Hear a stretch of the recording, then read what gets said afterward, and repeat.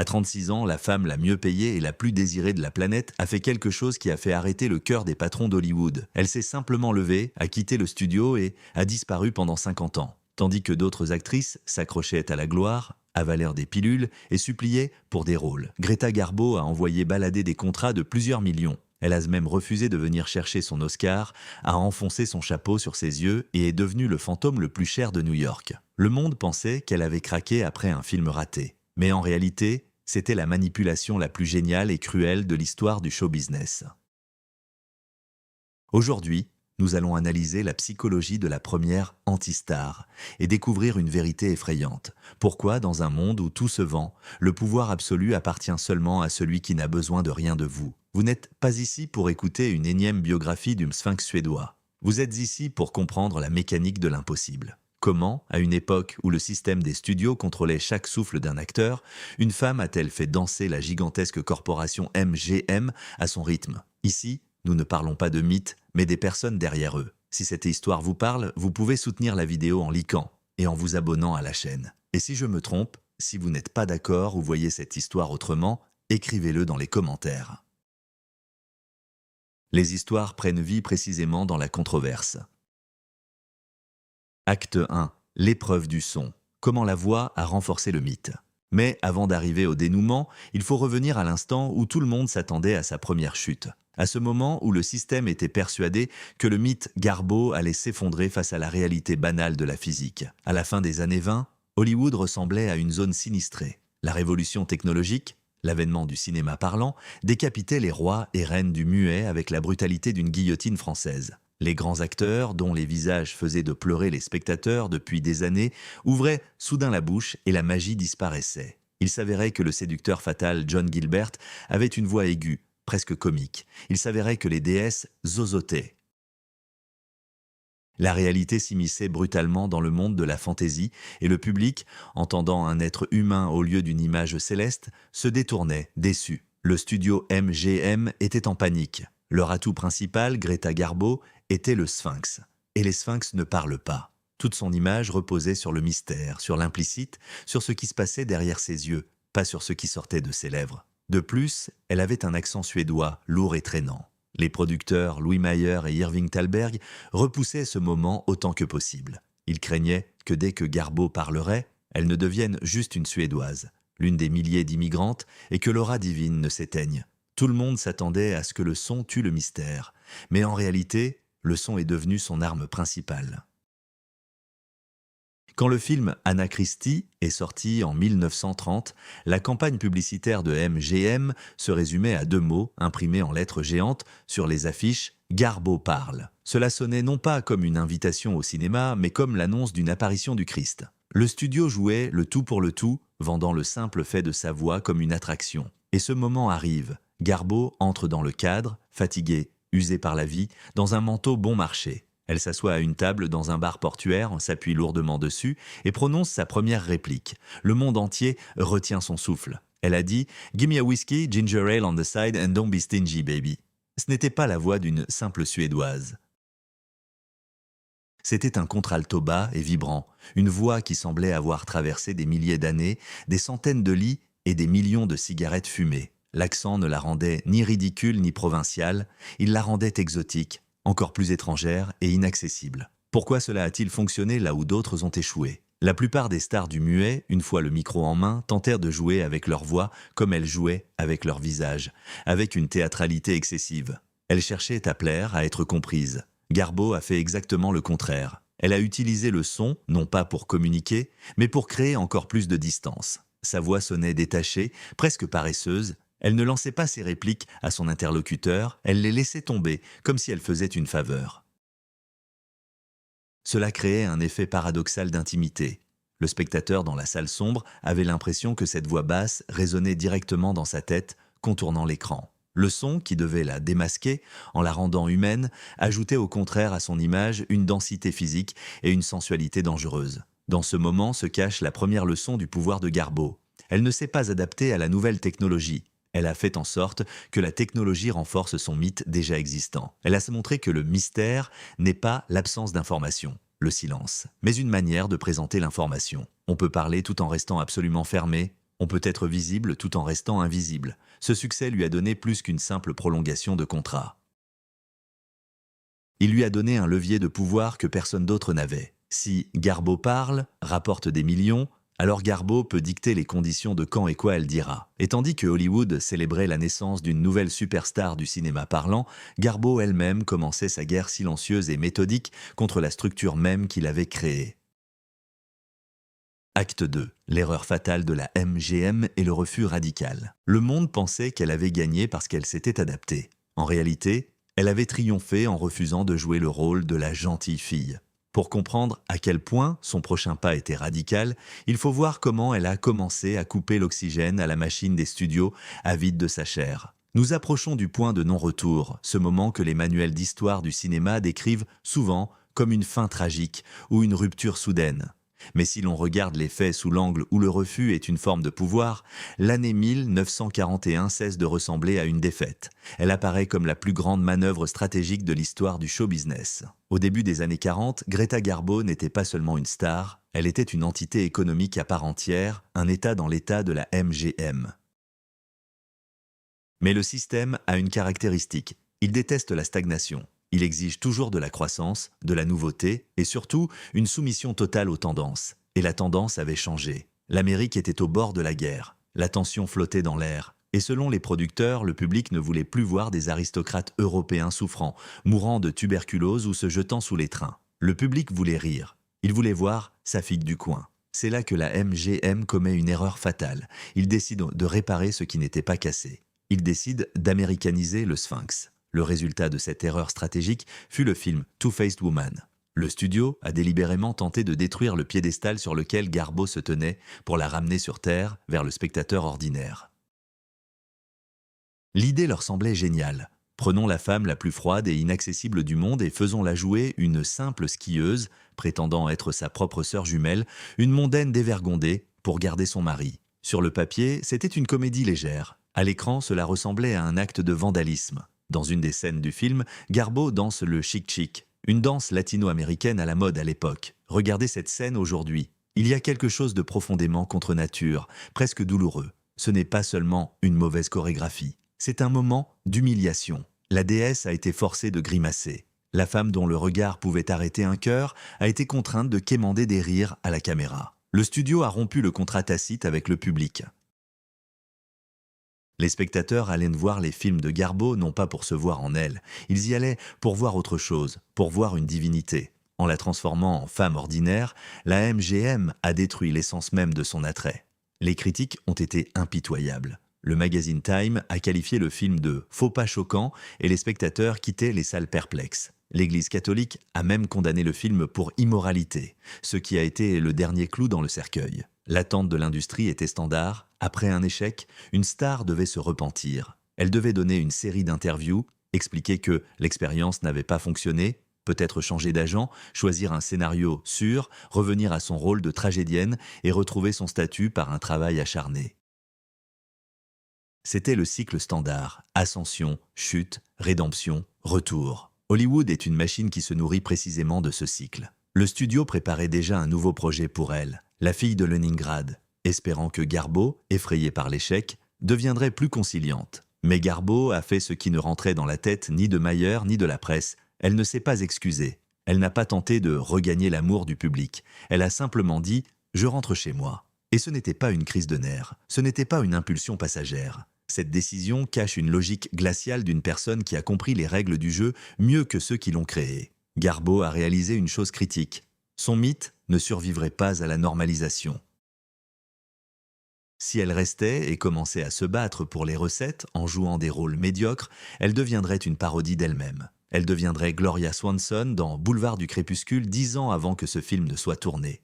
Une icône vieillissante, désespérément en train de prouver qu'elle est toujours grande. Dans un système qui vend l'être humain tout entier, le seul moyen de se préserver était de retirer le produit du marché. Son départ à 36 ans n'est pas une fuite d'une vaincue. C'est un rage quit d'une joueuse qui a terminé le jeu, vu que les nouveaux niveaux étaient ennuyeux et humiliants, et a débranché la prise. Il est important de comprendre le contexte. Elle n'est pas partie parce qu'on l'a chassée. On la voulait. On lui proposait des contrats. Le monde était prêt à lui donner une deuxième, troisième, dixième chance. Mais elle a refusé au monde cette opportunité. C'était un acte radical de souveraineté. À Hollywood, où l'estime de soi d'un acteur dépend directement de l'appel de l'agent, de la critique dans le journal, de la place dans les crédits, Garbo a démontré une autosuffisance absolue. En refusant de tenter de corriger l'impression de Two-Faced Woman, elle a figé son image dans le temps. En quittant le cinéma en 1941, elle est restée à jamais dans la mémoire collective, jeune, belle et insaisissable. Elle n'a pas permis au public de la voir vieillir à l'écran, de la voir jouer des rôles de mères ou de grand-mères, de la voir accepter des rôles secondaires pour un chèque. Imaginez le niveau de volonté nécessaire pour cela.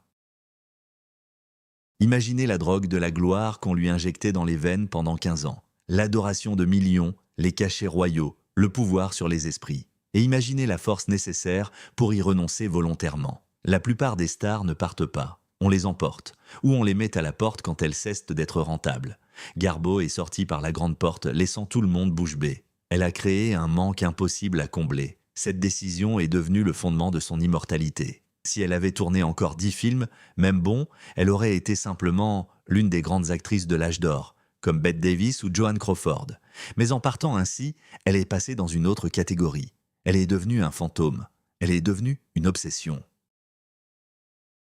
Pendant de nombreuses années, les gens ont pensé que c'était une pause temporaire. Le studio attendait, les réalisateurs attendaient, même Hitchcock a essayé de la ramener. Mais chaque fois qu'on lui proposait un scénario, elle trouvait une raison de refuser. D'abord, cela semblait être un caprice, puis une bizarrerie, et enfin il est devenu clair. C'était une stratégie. Plus elle se taisait, plus ce silence résonnait fort. Le refus de Garbo a prouvé, le pouvoir, c'est la capacité de dire non quand tout le monde exige oui. Elle n'a pas simplement quitté le cinéma, elle a refusé de participer à l'économie de l'attention. Alors que d'autres stars engageaient des publicistes pour que leur nom apparaisse dans les journaux, Garbo dépensait ses efforts pour que son nom disparaisse. Et, par ironie du sort, c'est précisément cela qui la rendait la proie la plus recherchée des paparazzi. Ici, nous voyons un paradoxe que les marketeurs modernes ne peuvent dérésoudre. La culture d'aujourd'hui nous enseigne, sois partout, sois accessible, crée du contenu 24 heures sur 24, sinon on t'oubliera. Garbo a prouvé le contraire, deviens inaccessible, et on se souviendra de toi pour toujours. Parce que la nature humaine est telle que nous valorisons le plus ce que nous ne pouvons obtenir. Beaucoup d'analystes de l'époque considéraient de son départ comme de la lâcheté. Ils disaient « Elle a eu peur, elle n'a pas pu s'adapter. Quelle erreur monstrueuse ! Pour rester à Hollywood et jouer selon ses règles, il faut de la flexibilité. Pour quitter Hollywood quand on est au sommet et ne jamais regarder en arrière, il faut de l'acier. Son échec avec Two-Faced Woman est devenu l'alibi parfait pour s'échapper. Peut-être inconsciemment voulait-elle cet échec ? Peut-être avait-elle besoin d'une raison pour briser les chaînes qui devenaient de plus en plus lourdes. Nous ne le saurons jamais avec certitude, car elle ne nous a laissé ni journaux ni confessions. Mais le résultat parle de lui-même. En 1941, Greta Garbo a cessé d'être une actrice et est devenue un mythe professionnel. Elle est passée de propriété publique à possession privée de soi-même. Mais pour apprécier pleinement l'ampleur de cette guerre pour ses frontières personnelles, il faut comprendre quel monstre elle a combattu toutes ces années, car son départ n'était pas spontané, c'était l'aboutissement d'une guerre de guérilla de plusieurs années contre la machine à rêve la plus puissante de l'histoire de l'humanité. Et dans cette guerre, elle a utilisé des tactiques qui semblent encore aujourd'hui révolutionnaires. Acte 3. La guerre contre Mayer et le système des studios. Pour saisir l'ampleur de ce qu'a accompli Garbo, il faut d'abord comprendre où elle se trouvait. On regarde souvent l'âge d'or d'Hollywood à travers les lunettes roses de la nostalgie. Glamour, limousine, flash des photographes. Mais en grattant ce vernis, on découvre une structure rigide, presque totalitaire. Le système des studios des années 20 et 30 n'était pas simplement un business. C'était une usine à transformer les gens. La Metro-Goldwyn-Mayer, dirigée d'une main de fer par Louis Mayer, était au sommet de cette chaîne alimentaire. Mayer ne se contentait pas d'engager des acteurs, il les possédait. Les contrats de l'époque, tristement célèbres contrats de servitude de 7 ans, donnaient au studio le droit de décider absolument tout pour l'acteur. Quel film tourner, avec qui coucher, qui épouser, comment s'habiller et quoi dire aux journalistes. Refuser un rôle signifiait une suspension de contrat. Le temps d'arrêt était simplement ajouté à la fin, rendant l'esclavage indéfini. Les acteurs étaient, selon la célèbre expression d'Hitchcock, du bétail. Cher, bien soigné, mais sans droit. On les gavait de pilules pour qu'ils travaillent 18 heures et de somnifères pour qu'ils dorment. Leur biographie était réécrite de zéro, leur nom changé. Et dans ce broyeur, une Suédoise de 19 ans débarque ne parlant même pas vraiment anglais. Les attentes du système étaient standards. La fille serait reconnaissante. Elle ferait ce qu'on lui dirait, sourirait aux investisseurs lors des banquets et embrasserait la bague de Papa Mayer. En réalité, Garbo s'est révélé être l'atout le plus inconfortable, ingrat et dangereux que MGM ait jamais eu entre les mains. La guerre a commencé presque immédiatement. L'histoire de la confrontation entre Garbo et Mayer est un manuel prêt à l'emploi sur la négociation à partir d'une position de faiblesse qui se transforme soudain en force. Quand Garbo est arrivée en Amérique, elle gagnait 400 $ par semaine. C'était une belle somme pour une immigrée, mais des miettes pour une star qui rapportait des millions au studio. Après ses premiers succès, Garbo a fait ce que d'autres actrices n'osaient même pas imaginer.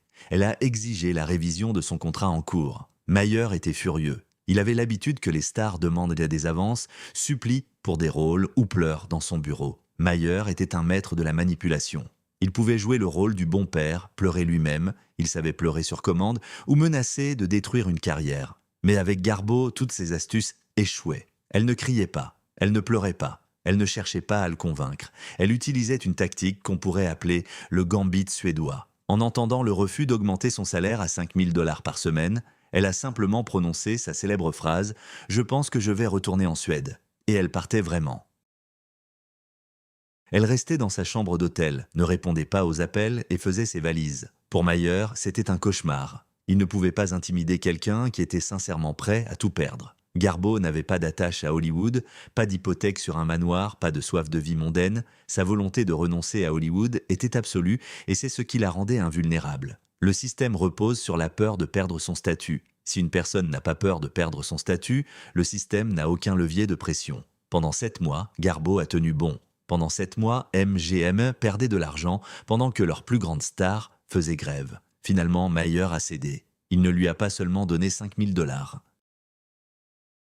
À la fin de sa carrière, elle touchait un salaire astronomique de 270 000 $ par film, plus que n'importe quel acteur masculin de l'époque. Elle a forcé le système patriarcal, où les femmes étaient de jolis décors, à la payer comme une reine. Mais l'argent n'était qu'un aspect de cette guerre. Bien plus importante était la bataille pour le contrôle du processus de production. Le studio MGM construisait son business sur la disponibilité des stars. La presse était le système sanguin d'Hollywood. Les journalistes Hedda Hopper et Louella Parson avaient le pouvoir de détruire des carrières en une seule chronique. Toutes les stars devaient aller nourrir, donner des exclusivités, laisser les photographes entrer dans leur chambre, parler de leurs romances. Garbo a refusé tout cela. Ces contrats comportèrent des clauses qui semblaient folles. Elle refusait de recevoir des visiteurs sur le plateau. Pas d'investisseurs, pas de journalistes, pas d'amis du studio. Quand Garbo tournait, le plateau se transformait en bunker. Elle exigeait que des écrans noirs soient installés autour de la caméra, créant une sorte de corridor d'imperméabilité. Seul l'opérateur et le réalisateur pouvaient la voir. Même les éclairagistes et les machinistes n'avaient pas le droit de la regarder pendant qu'elle jouait. Ce comportement a été qualifié de caprice de diva, de caprice de star. Mais regardons plus profondément. Ce n'était pas un caprice. C'était la protection de son outil de travail. Garbo comprenait ce que les patrons du studio ne comprenaient pas. Sa magie était fragile. Elle fonctionnait sur des nuances, des micro-expressions, une concentration intérieure. La présence de regards étrangers, de badauds mâchant du chewing-gum détruisait cette concentration. En s'entourant de paravents noirs, elle ne se cachait pas. Elle créait des conditions de laboratoire stériles pour produire son art. Le studio détestait ça. Le département marketing s'arrachait les cheveux. Comment vendre une star qui ne donne pas d'interview? Comment maintenir l'intérêt s'il n'y a pas de potin? Et c'est là que réside le principal paradoxe de la relation entre Garbo et MGM. Le studio vendait activement son image de mystère, de sphinx, de femme énigmatique. Ils imprimèrent des affiches, entretenèrent le mystère. Mais en même temps, ils détestaient le fait que ce mystère soit réel. Le système aime le mystère contrôlé. Le système aime quand les publicitaires inventent une légende et que l'acteur la joue docilement en faisant un clin d'œil au producteur. Dans le cas de Garbo, la légende était la réalité. Elle ne voulait vraiment voir personne. Mayer était prise au piège. Il gagnait des millions grâce à son inaccessibilité. Mais en tant que gestionnaire, il devenait fou de ne pas pouvoir la contrôler. À chaque fin de tournage, Garbo disparaissait simplement. Elle n'assistait pas aux premières de ses films. Imaginez cela aujourd'hui. Tom Cruise tourne Mission Impossible et ne vient pas sur le tapis rouge. C'est impensable. C'est une violation de toutes les lois du business. Garbo le faisait régulièrement. Quand on lui a demandé pourquoi elle n'était pas venue à la première de son film triomphal, Camille, elle a répondu « Pourquoi ?»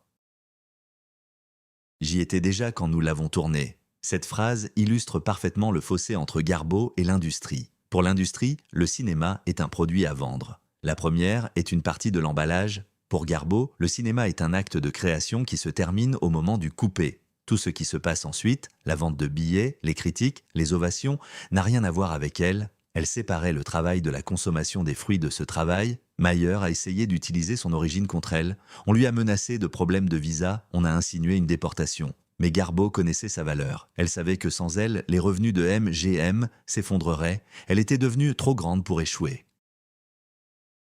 Cette tension constante entre la soif du studio d'exploiter son image et sa résistance farouche à toute exploitation hors caméra a créé un précédent unique. Elle a prouvé que le talent peut dicter ses conditions au capital si le talent a des nerfs d'acier. Elle n'était pas une victime du système, comme Judy Garland ou Marilyn Monroe, que le système a mâché et recraché. Garbeau était un virus dans le système. Elle utilisait les ressources de MGM, les meilleurs costumes, la meilleure lumière, les meilleurs opérateurs. Elle exigeait d'être filmée uniquement par William Daniels pour créer de l'art, mais ne permettait pas au système de l'engloutir. En fin de compte, MGM n'a jamais compris comment la gérer. Ils se sont simplement résignés au fait qu'ils avaient dans leurs os une licorne qui chargeait si on s'approchait trop près.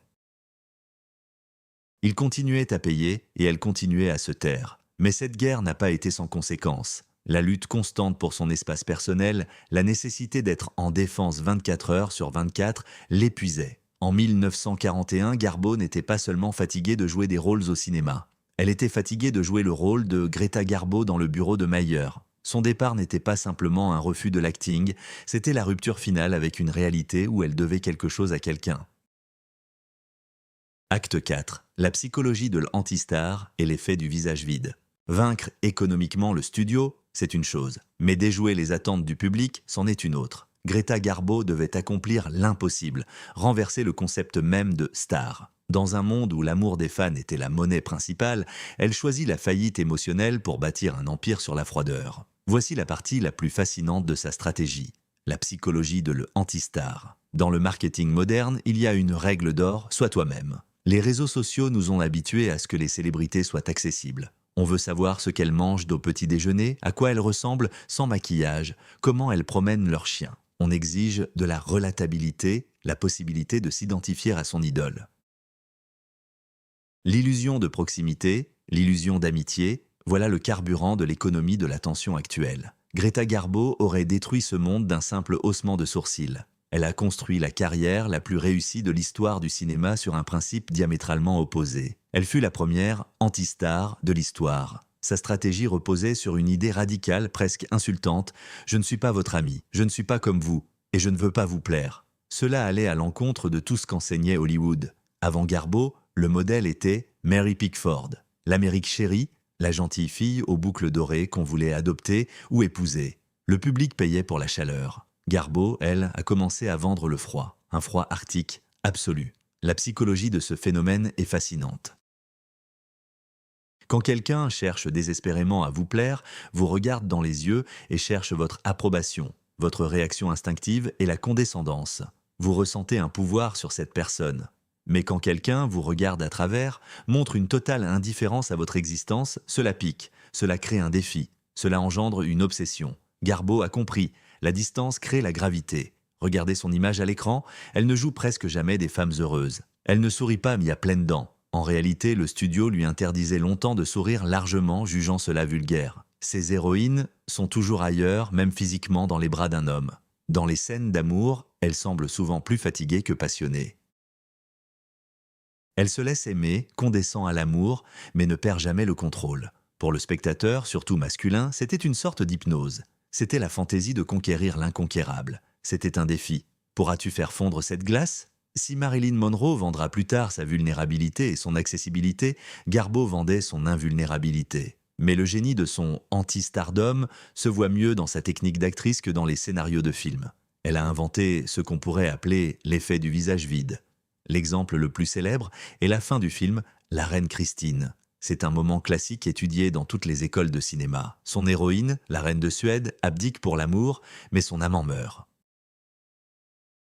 Dans la scène finale, Garbeau se tient à la proue d'un navire, le vent lui fouette le visage et la caméra s'approche lentement, douloureusement lentement, en gros plan. La légende raconte que le réalisateur ne parvenait pas à obtenir l'expression faciale souhaitée. « Montre le chagrin », disait-il. C'était trop théâtral. « Montre l'espoir », trop faux. Finalement, Mamoulian lui donna un conseil génial. « Ne joue rien. Fais de ton visage une feuille blanche, ne pense à rien. » Et elle l'a fait. Pendant plusieurs minutes, à l'écran, on voit un visage sans émotion définie. Il est absolument statique. Et que se passe-t-il dans la salle ? Chaque spectateur projette sur ce visage vide ses propres émotions. Certains voient dans ses yeux un abîme de désespoir. D'autres, la détermination de commencer une nouvelle vie.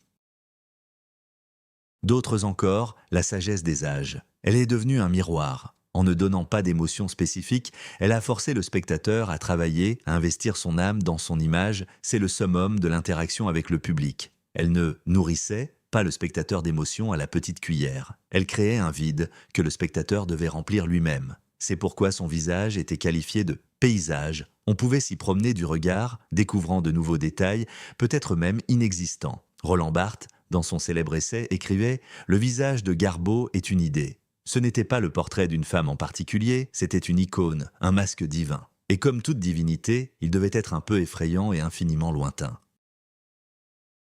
Dans la vie réelle, elle a transposé cette technique de la feuille blanche à ses relations avec le public. La phrase qu'on lui attribue, « I want to be alone », « Je veux être seule », est en réalité une déformation. Dans le film Grand Hôtel, elle dit « I want to be let alone », « Je veux qu'on me laisse en paix ». La différence est immense. La première exprime un état de solitude. La seconde, une revendication de souveraineté. Garbeau a transformé sa vie en forteresse. Elle portait des pantalons d'homme et des chaussures plates quand tout le monde portait des robes et des talons aiguilles. Elle tirait ses chapeaux sur ses yeux, elle portait des lunettes noires. Le paradoxe qu'elle exploitait, peut-être inconsciemment, était le suivant. Plus tu te caches, plus on te regarde. Si elle avait arpenté New York en souriant, distribuant des autographes, elle serait devenue une partie du paysage en une semaine. Mais qui est cette femme qui fuit la caméra se cachant le visage de la main ? C'est une proie, c'est une sensation. Les paparazzi ont traqué pendant des décennies une seule photo de la vraie Garbeau. Chaque cliché flou où elle marche simplement dans la rue valait des milliers de dollars. Elle a créé la rareté d'elle-même. En économie, c'est la loi de l'offre et de la demande. Réduisez l'offre à zéro et le prix s'envole. Elle ne donnait pas d'interview car elle savait « chaque mot détruit la magie ». Si la déesse commence à parler du temps qu'il fait ou de la marque de son shampoing, elle cesse d'être une déesse. Le silence permettait aux gens de lui attribuer une intelligence profonde, une spiritualité incroyable et des connaissances secrètes. Qui sait de quoi elle se tait ? Peut-être est-elle stupide ou peut-être a-t-elle percé le secret de l'univers ? Tant qu'elle se tait, les deux options sont possibles. Mais le public choisit toujours la seconde. Cela fait de Garbeau non seulement une actrice, mais l'architecte de son propre mythe. Elle comprenait que l'identification, elle est, comme moi, est bon marché et éphémère. Mais la révérence, elle est un être d'un ordre supérieur, est éternelle. Elle a refusé d'être un objet de consommation. Elle a refusé d'être une marchandise sur une étagère qu'on peut manipuler. Elle s'est placée derrière une vitre blindée. Vous pouvez regarder, mais vous ne pouvez pas toucher. Et encore moins posséder. Cette approche a créé une loyauté unique. Les fans de Garbeau ne l'aimaient pas simplement, ils la vénéraient comme un culte. Et quand en 1941, le temple a fermé ses portes, la congrégation n'a pas disparu. Ils sont restés à attendre à l'entrée. Mais le plus étonnant dans l'histoire de Garbeau, ce n'est pas comment elle jouait, ni comment elle est partie. Le plus surprenant, c'est ce qui s'est passé après. Un demi-siècle de vie après la mort de sa carrière. Cette période, qui devient généralement un temps d'oubli, est pour elle devenue un temps de cristallisation de la légende. Elle a prouvé qu'on pouvait être la femme la plus célèbre du monde, tout en étant simplement une passante en manteau. Acte 5, un demi-siècle de silence. La vie à New York et le refus de l'Oscar. Le plus difficile dans l'art de partir, ce n'est pas le moment où la porte se ferme. Le plus dur, c'est de ne pas frapper à nouveau quand le silence s'installe. Dans l'histoire du show business, il existe un cimetière des grands retours qui ont tourné au désastre. Les stars ne savent pas vivre dans le silence. Elles ont besoin de carburant. Elles ont besoin de savoir qu'on les aime encore. Frank Sinatra partait et revenait. Cher partait et revenait. C'est une dépendance plus forte que l'héroïne. Greta Garbo a passé 49 ans en tant qu'ex-actrice, presque un demi-siècle, 3 fois plus longtemps que sa carrière cinématographique. Et durant tout ce temps, elle n'a jamais rompu son vœu de silence. Elle ne vivait pas dans un bunker dans le désert ni sur une île privée. Elle vivait au cœur du monde, à New York, dans un appartement de 7 pièces sur la 52e rue, avec vue sur l'East River. Elle était entourée de millions de personnes, et c'est ici, parmi les gratte-ciel et la foule, que s'est déroulé l'acte final et le plus long de sa performance, la transformation d'une femme vivante en légende urbaine. De nombreux biographes tentent de dépeindre cette période comme une tragédie de solitude. Ils dessinent le portrait d'une vieille folle, enfermée entre 4 murs. C'est un mensonge facile à vendre. La réalité était bien plus intéressante et, dans le contexte de notre récit, bien plus puissante. Garbo ne se cachait pas sous son lit. Elle était devenue la Garbo piétonne. Elle se promenait dans Manhattan chaque jour, long manteau, chapeau enfoncé, chaussures confortables. Elle visitait les boutiques d'antiquités, achetait des légumes, regardait les vitrines. Elle menait la vie d'une riche rentière européenne indépendante qui appréciait l'art, sa collection de tableaux, incluant des Renoirs, valait des millions et un cercle restreint d'amis. Mais pour New York, elle était devenue une sorte de Yéti. Voir Garbo était devenu un sport national. Les gens se vantaient. Je l'ai vue aujourd'hui sur Madison Avenue, elle achetait des pommes. Réfléchissez à l'absurdité de la situation. La femme la plus célèbre du siècle marche parmi les gens et son but principal est d'être personne. Mais c'est justement cet objectif qui la rendait magnétique. Si elle avait mis une robe de soirée et était allée à l'opéra du Met, cela aurait été une nouvelle mondaine d'un jour. Mais le fantôme en manteau gris glissant dans les rues a stimulé l'imagination pendant des décennies. Elle n'a jamais essayé de revenir dans l'industrie, même si celle-ci la suppliait. À la fin des années 40, on lui proposait des cachets incroyables. Hitchcock écrivait des scénarios spécialement pour elle. Tennessee Williams rêvait de la voir dans ses pièces. Orson Welles voulait travailler avec elle. Elle a tout refusé. Parfois, elle flirtait avec l'idée, lisait des scénarios, essayait même le maquillage, mais au dernier moment, elle tirait toujours le frein d'urgence. Pourquoi ? Parce que Garbo était perfectionniste jusqu'à la moelle. Elle comprenait une vérité cruelle que 99% des acteurs refusent d'accepter. La caméra n'est pas une amie. La caméra est un rayon X. Elle savait que son visage changeait. La gravité et l'âge font leur œuvre. Elle ne voulait pas que le monde compare la Garbo à une femme d'âge mûr. Elle a choisi de laisser la légende intacte, non ternie par la réalité du vieillissement. C'était un acte d'une discipline incroyable. Elle a sacrifié son ego, le désir de jouer, d'être au centre de l'attention, pour préserver son mythe. Elle s'est figée dans l'éternité. Mais le moment le plus révélateur de son pouvoir sur le système est survenu en 1954. L'Académie du cinéma a décidé de lui décerner un Oscar d'honneur pour sa contribution exceptionnelle au cinéma. Habituellement, pour une star, c'est un moment de triomphe. C'est l'occasion de mettre sa plus belle robe, de monter sur scène, de verser une larme, de remercier sa mère, son agent et le bon Dieu, et de se baigner dans les ovations. C'est un moment de validation. Vous m'aimez, j'existe. Garbo n'est pas venue, elle n'a même pas enregistré de message vidéo. La statuette a été récupérée par Nancy Kelly. Garbo, probablement, buvait simplement du thé dans son appartement ou se promenait dans le parc. Ce geste, un affront absolu au système. Hollywood a dit « Nous voulons te récompenser » et Garbo a répondu « Je m'en fiche ». Elle a montré que leur statuette dorée, leur reconnaissance, leur hiérarchie n'avaient aucun pouvoir sur elle. Elle n'avait pas besoin de leur approbation. Dans les dernières années de sa vie, la chasse à son image est devenue féroce. Le paparazzi Ted Layson l'a traquée pendant plus de 10 ans. Comme un maniaque, il l'attendait devant chez elle pour prendre la photo, celle d'une vieille femme ridée. Et il l'a prise. En 1990, peu avant sa mort, le monde a vu ces photos. Mais un miracle s'est produit, elles n'ont pas détruit le mythe. Au contraire, le contraste entre le visage divin à l'écran et le visage épuisé de la vieille femme n'a fait qu'accentuer le tragique et la grandeur de son histoire. Elle n'a pas fait de chirurgie esthétique pour tromper le temps. Elle ne s'est pas teint les cheveux en couleur ridicule. Elle a vieilli honnêtement, mais en privé. Elle est morte un dimanche de Pâques en 1990. Elle avait 84 ans. Après sa mort, les proches et les maisons de vente aux enchères ont commencé à trier ses affaires. Et là, une autre révélation a émergé. Garbo ne gardait rien. Elle n'a pas créé d'archives pour la postérité.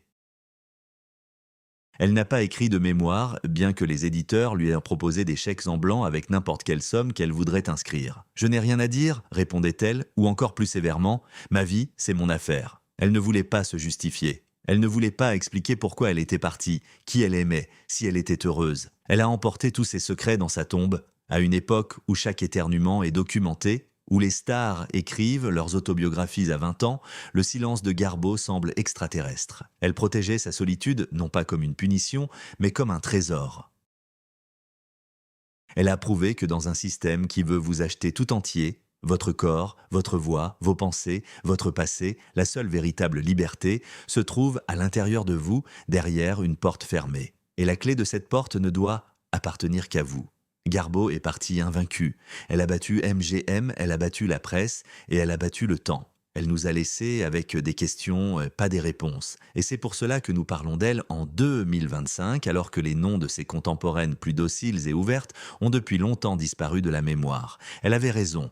La réalité perd toujours face à l'imagination. Et pour rester dans l'imagination à jamais, il faut savoir retirer la réalité de la scène à temps. Alors, quelles leçons pouvons-nous, habitants d'un monde de transparence totale, tirer de cette stratégie glaciale ? Nous avons commencé ce voyage avec l'image de la pauvre petite fille riche, enfermée dans la cage dorée de sa gloire et de ses peurs. Nous cherchions la tragédie. Mais nous avons trouvé quelque chose de tout à fait différent. Nous avons découvert un manuel du pouvoir absolu. Greta Garbo nous a donné une leçon qui, en 2025, résonne plus fort que jamais. Nous vivons à l'ère de la transparence radicale.